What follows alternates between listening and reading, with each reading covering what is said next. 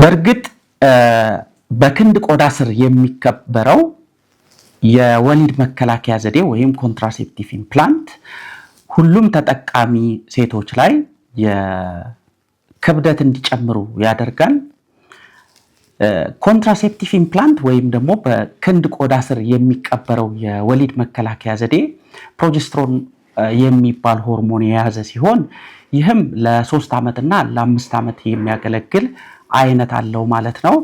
እንግዲህ በብዙ ተጠቃሚዎች ዘንድ ኮንትራሴፕቲቭ ኢምፕላንት ተጠቃሚዎች የሰውነት ክብደታቸው በከፍተኛ ደረጃ እንዲጨምር ያደርጋል ተብሎ ይታሰባል። ሆኖም ግን እውነታው ጥናቶች እንደሚያመለክቱት ኮንትራሴፕቲቭ ኢምፕላንት ከሚጠቀሙ ሴቶች መካከል የመጠነኛ የሰውነት ክብደት ለውጥ የሚያሳዩት ከ5 እስከ 10% ናቸው ተብሎ ይገመታል።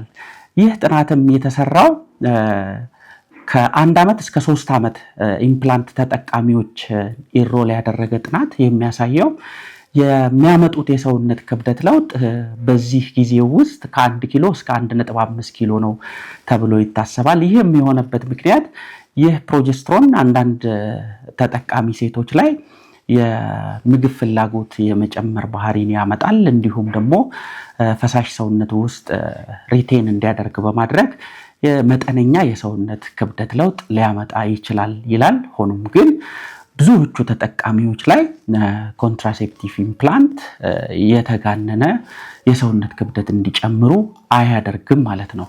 እንዲሁም አንዳንድ ጊዜ የምንሰማው ኮንትራሴፕቲቭ ኢምፕላንትን አስገብቼ የሰውነት ክብደቴ በከፍተኛ ደረጃ ቀነሰ የሚሉ ተጠቃሚዎች አንዳንዴ ይገጥሙናል። ሆኖም ግን ብዙ ጥናቶች እንደሚያሳዩት የሰውነት ክብደት መቀነስ የኮንትራሴፕቲቭ ኢምፕላንት ሳይድ ኢፌክት አይደለም የሚል ነው ማለት ነው።